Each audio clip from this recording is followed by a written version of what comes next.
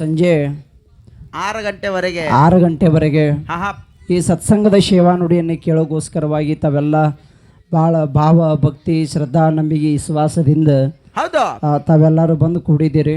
ಹಾ ಹಾ ಮಾನವಭಾವಿಗಳೇ, ಈಗಾಗಲೇ ತಮಗೆಲ್ಲ ಗೊತ್ತದ ಹಾ ಹಾ ಉಭಯ ತಂಡದವರು ಹಲವಾರು ವಿಷಯಗಳನ್ನು ಮಾತಾಡಿ ಹಲವಾರು ಹಾಡುಗಳನ್ನು ಹಾಡಿ ತಮ್ಮ ಮುಂದೆ ಸತ್ಯಸಿದ್ಧರ ಲೀಲಾ ಎಂಥದ್ದು ಹೌದು ಬೀರದೇವರ ಮಾಲಿಂಗರಾಯ ರೇವಣಸಿದ್ಧ ಮಾಡಿರ್ತಕ್ಕಂಥ ಪವಾಡವನ್ನು ಹಾ ಹಾ ಇತಿಹಾಸವನ್ನು ಹೌದು ಅವರು ಹಾಡ್ಕೊಂಡು ಬಂದರು.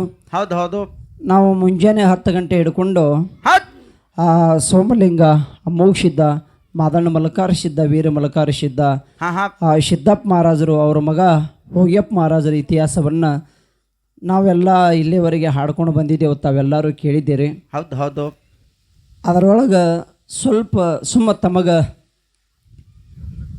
ಗಮನಕ್ಕೆ ಬರಲಿ ಅಂತೇಳಿ ಹೌದು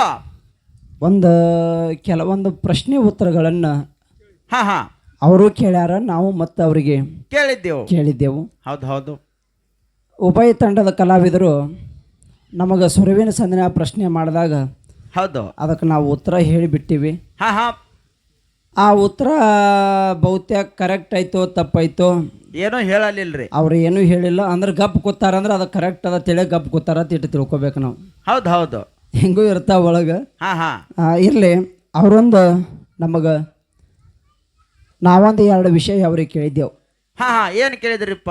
ಏನು ವಿಷಯ ಕೇಳಿದ್ದೆವು ಅಂದ್ರೆ, ಹಾ ಹಾ ಮುದ್ದಾಯಿ ಮುದ್ದುಗೊಂಡ ಈ ಭೂಮಿ ಮ್ಯಾಲ ಹುಟ್ಟಿ ಬಂದರು ತಾಯಿ ಪಾರ್ವತಿ ಮಲಿ ಹಾಲಿನಿಂದ.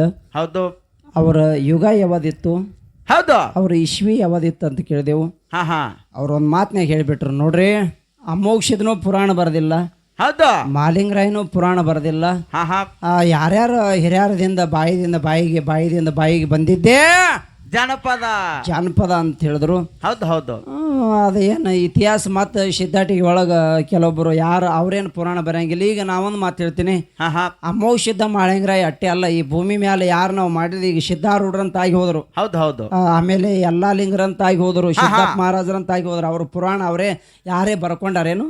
ಯಾರು ಬರ್ದಿಲ್ರಿಪ್ಪ, ಯಾರು ಬರ್ಕೊಂಡಿಲ್ಲ. ಹೌದು ಅಂದ್ರೇನೋ ಇನ್ನೊಂದು ಅವ್ರು ಮಾಡಿರ್ತಕ್ಕಂಥ ಪವಾಡಿ ಇತಿಹಾಸವನ್ನ ನಮ್ಮಂತವ್ರು ನೋಡಿದವರು ಅದನ್ನ ಯಾರು ಕೆಲವೊಬ್ಬರು ಬರ್ಕೊಂಡು ಬಂದರು. ಅದರೊಳಗೆ ಸ್ವಲ್ಪ ಸತ್ಯ ಅಸತ್ಯ ಅನ್ನುವಂಥದ್ದನ್ನ ಅಕಸ್ಮಾತ್ ಯಾರು ಅದಕ್ಕೆ ವರ್ಣನೆ ಮಾಡಿ ರವಿ ಕಾಣ್ಲಾರ್ದ ಕವಿ ಕಣ್ಣಂತ ಅವರು ಸ್ವಲ್ಪ ಅದಕ್ಕೆ ವರ್ಣನೆ ಮಾಡಿ ಬರ್ಕೊಂಡು ಬಂದರು ನಮ್ಮವರು.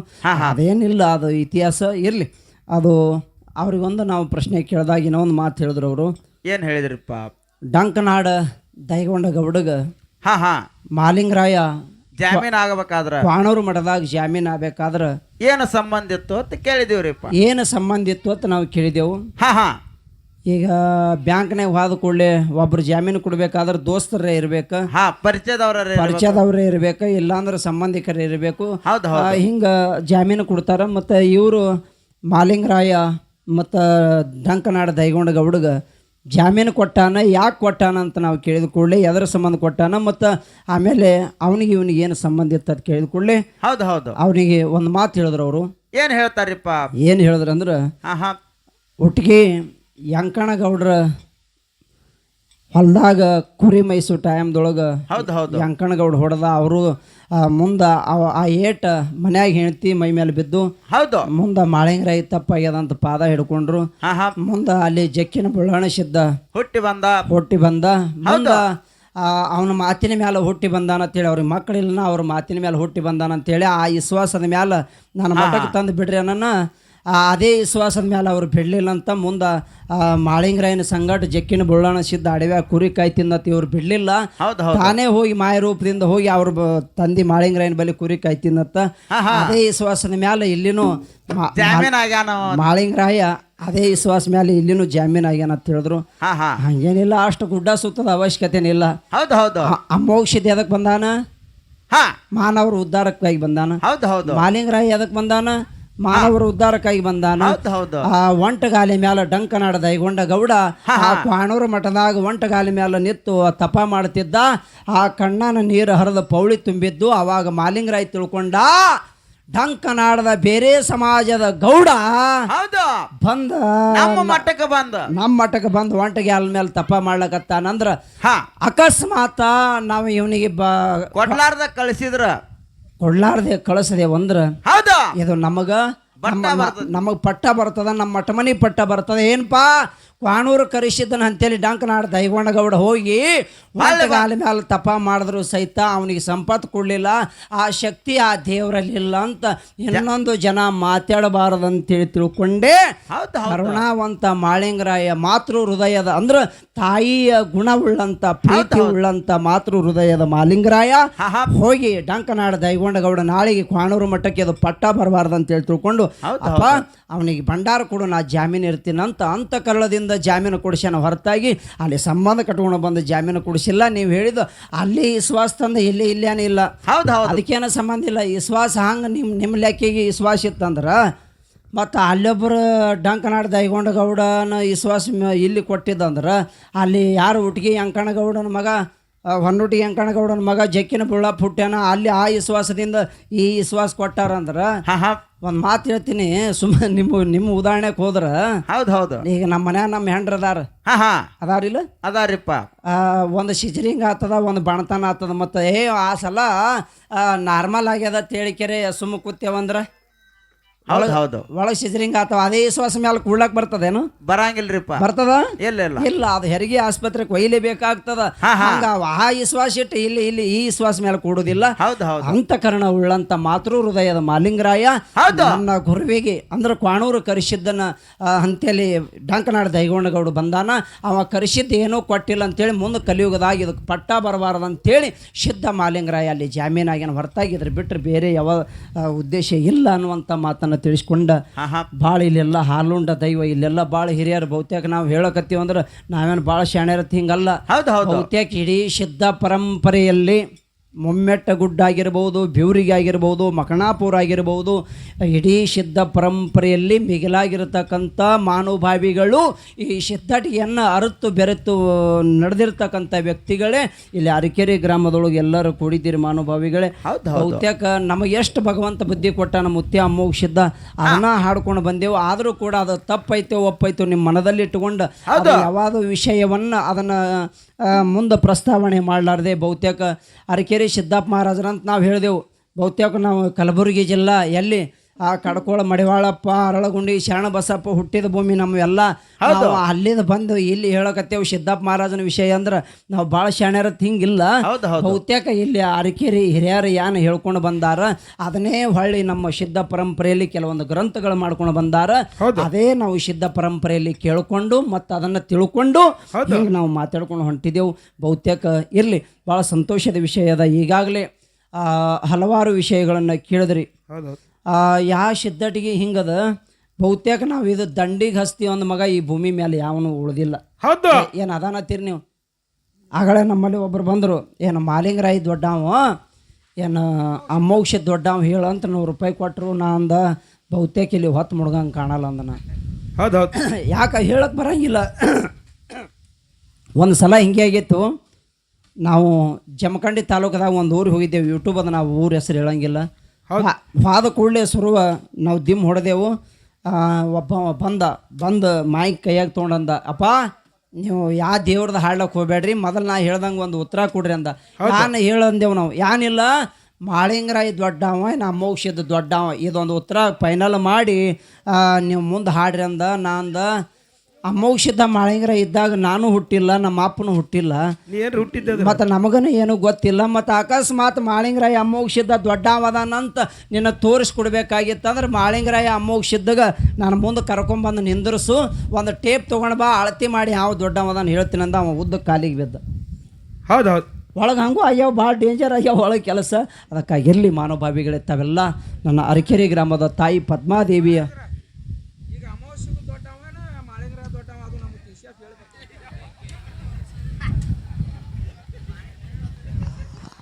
ಅದೇನ ಬಗಶಿ ಬಾನ ಬೇಡನ ಕಿಸ್ಗಾಲ ಮಗ ಹುಟ್ಟಿತ್ತು ಅಂದಂಗೆ ಆಯಿತು.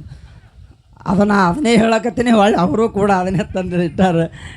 ಇಲ್ಲಿ ಭಾಳ ಸಂತೋಷ ಅದ. ಇಲ್ಲಿ ಅವ್ರು ಹಿರಿಯರು ಅಂದಾರ, ಆ ಅಮೋಕ್ಷದ ದೊಡ್ಡವ ಏನು ಮಾಲಿಂಗರಾಯ ದೊಡ್ಡವಂದಾರ. ಆ ಮಾಲಿಂಗರಾಯ ಎಟ್ಟು ದುಡ್ಕೊಂಡನ ಅವನಿಗೆ ಪರಮಾತ್ಮ ಅವನಿಗೆ ಕೊಟ್ಟಾನ.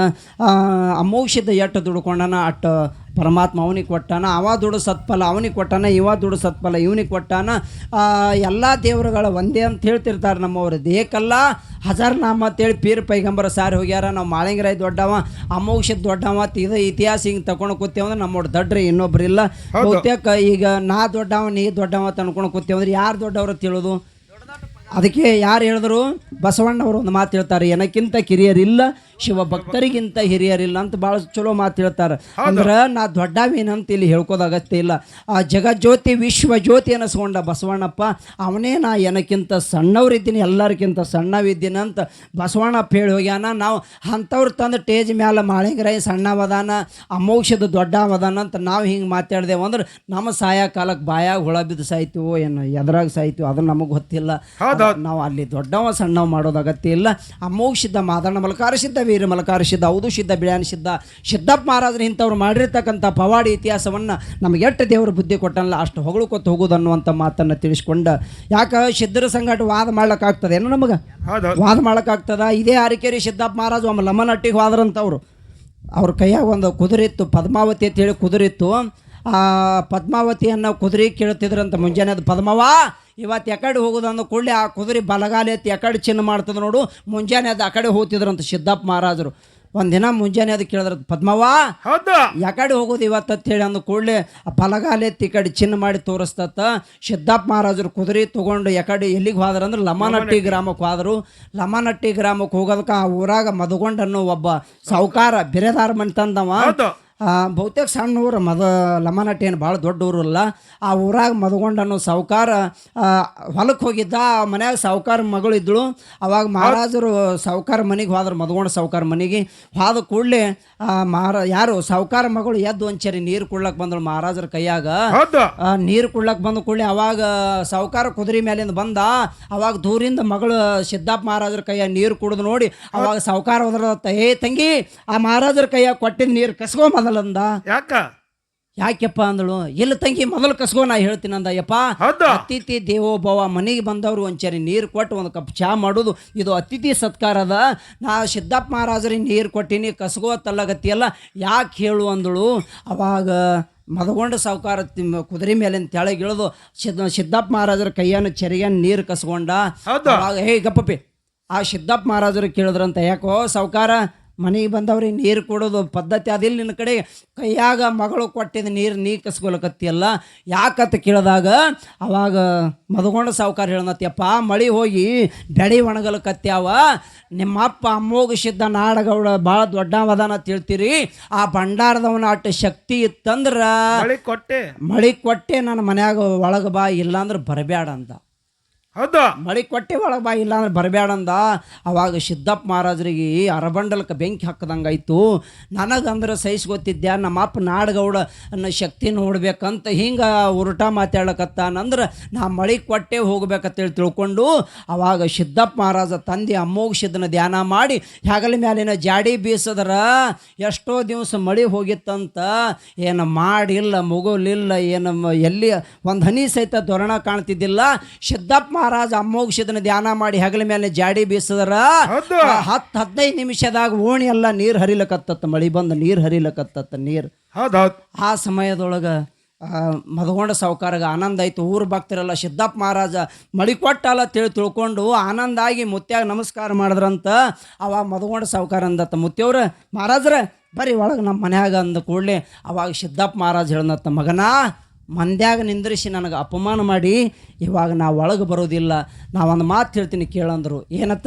ಏನು? ಯಾವಾಗ ನನ್ನ ಶಕ್ತಿ ನೋಡ್ತೀನಿ ಅಂದ್ರೆ ನಾವು ಒಪ್ಕೋತಿದ್ದೆ, ನಮ್ಮ ಅಪ್ಪ ನಾಡಗೌಡ ಅಮ್ಮೋಗಿಸಿದನ ಶಕ್ತಿ ನೋಡ್ತೀನಿ ಅಂದೆಲ್ಲ ಮಗನ, ಇಂಥ ತಾರೀಕು ಇಂಥ ದಿವಸ ಇವಾಗ ಮಳೆ ಬಂದದ, ನೀ ಜ್ವಾಳ ಬಿತ್ತಿ ಜ್ವಾಳದ ರಾಶಿ ನಿನ್ನ 3 ಕುಳು ಒಂದೇ ದಿನ ಆಗಲಿ ಅಂತ ಶ್ರಾಪ ಕೊಟ್ಟು ಹೋದ್ರಂತ. ಸಿದ್ದಪ್ಪ ಮಹಾರಾಜರು ಶ್ರಾಪ ಕೊಟ್ಟು ಹೋದ್ರಂತ. ಮುಂದೆ ಜ್ವಾಳದ ಬೆಳೆ ನಾಡ್ತು, ಮುಂದೆ ಜ್ವಾಳದ ರಾಶಿ ಬತ್ತು, ಜ್ವಾಳದ ರಾಶಿ ಹೊಲದಾಗ ಆಗ್ತಿತ್ತು, ಆಳು ಮಕ್ಕಳು ರಾಶಿ ಮಾಡ್ತಿದ್ರು.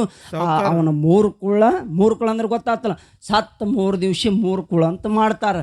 ಅವಾಗ ಸಿದ್ದಪ್ಪ ಮಹಾರಾಜರು ಹೇಳಿದ ಪ್ರಕಾರ ಸಾಹುಕಾರ ತೀರ್ಕೊಂಡು ಹೋದಂತ ಸಾಹುಕಾರ ರಾಶಿ 3 ಕುಳ್ಳ ಒಂದೇ ದಿನ ಆಯ್ತಂತ ನಾ ಹೇಳೋ ತಾತ್ಪರ್ಯ ಏನಂದ್ರೆ ಬಹುತೇಕ ಸಿದ್ಧರಿಗೆ ಎದುರಾದವ ಸಿದ್ಧರಿ ನಿಂದೆ ಆಡ್ದವ.